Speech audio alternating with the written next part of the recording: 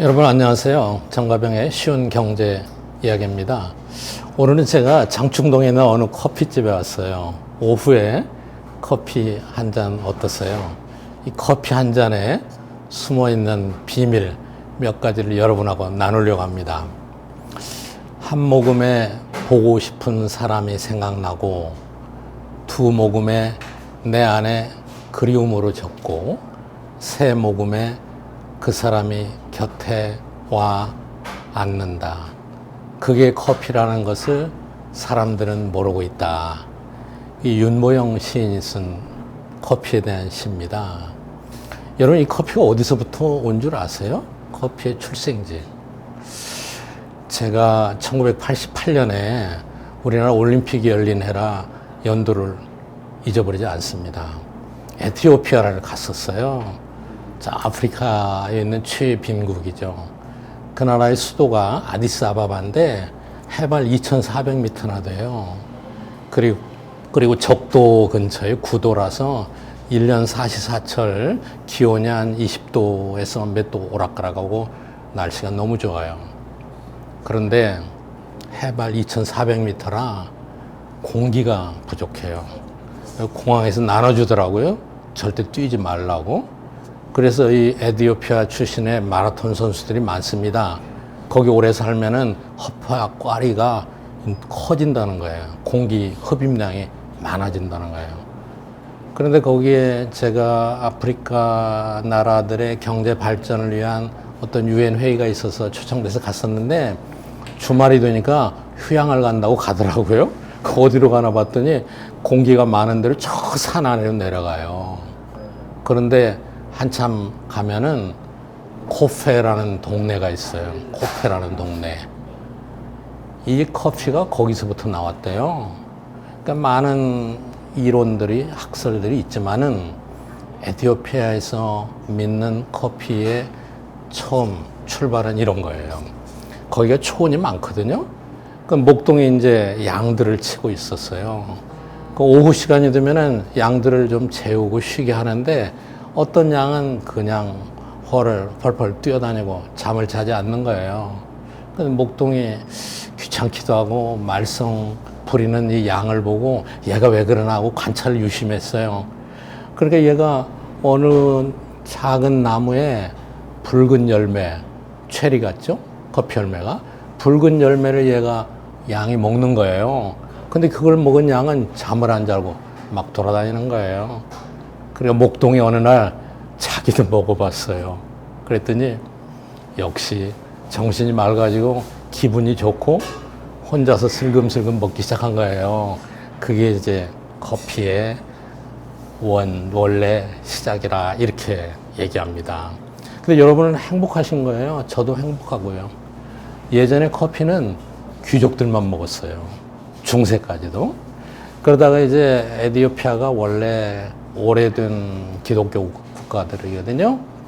그런데 선교사들이 우리 문익점이 목화씨를 가져오듯이 이 커피씨를 여러 군데 남미, 유럽에 이제 전파하기 시작한 겁니다.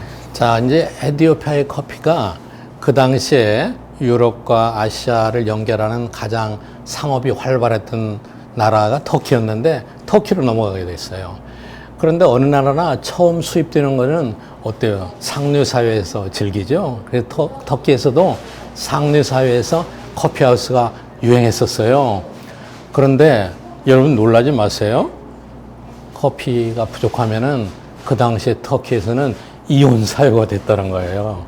왜냐하면 이제 집안에 손님들 오면은 상류사회에서 커피를 맛있게 준비해서 마시는 게 그 당시에 그 집안의 큰 자랑이었는데, 집안의 이제 안주인이 커피를 준비하지 못하면은 이혼 사유가 됐다는 거예요.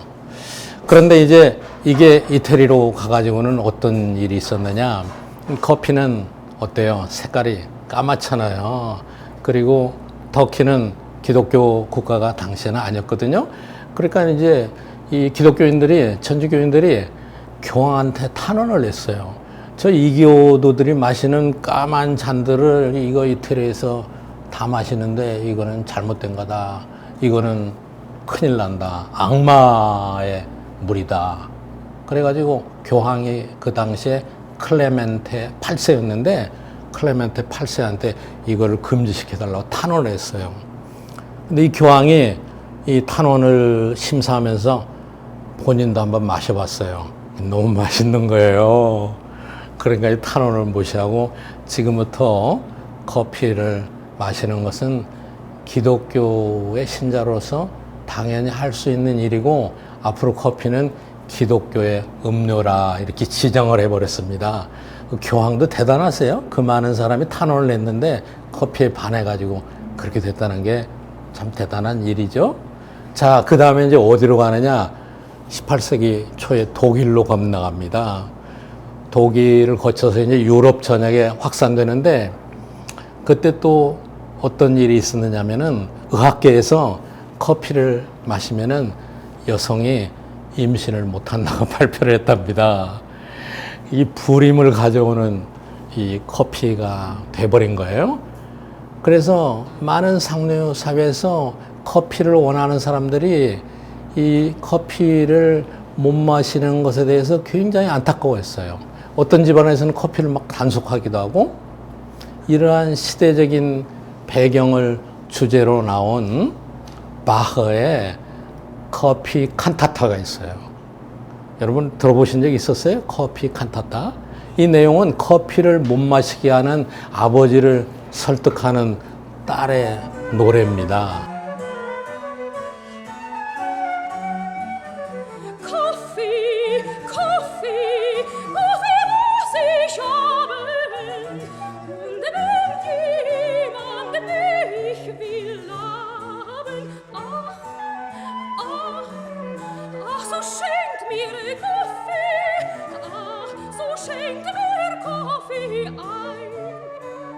이게 바하의 커피 칸타타에 나오는 내용입니다. 네? 그렇죠. 제가 경제학자인데 왜 커피 얘기만 하느냐. 커피하고 연결시켜야 되겠죠. 제가 남미의 커피 농장을 갔었어요. 대단한 규모예요. 자동차를 타고 커피 농장을 달리더라고요. 근데 어느 코너에 가니까 커피 묘목장이 있는 거예요. 커피 씨를 심어가지고 커피 묘목을, 커피 나무를 기르는 거예요. 그래가지고 이제 나무가 커피 묘목이 어느 정도 자라면은 커피 농장에 갖다 심는 거예요. 그런데 신기한 거는 그 넓은 커피 농장에 이만한 이 플라스틱 컵이 있는데 커피 씨를 꼭 2개씩을 심어서 여기서 자라나는 걸 보고 있더라고요. 그래서 제가 주인한테 물어봤습니다. 왜 커피 씨를 2개 심습니까? 그랬는데 저는 놀라운 답변을 들었어요. 그분이 제가 경제학자인지 몰랐거든요. 뭐라고 답변하느냐면요. 커피 씨도 경쟁하기 때문에 둘이 심어 놓으면은 서로 빨리 자라려고 경쟁을 합니다. 그래서 일정한 기간이 지난 뒤에 잘 자란 커피 묘목 하나만 갖다 심고 잘못 자란 거는 버린다는 거예요.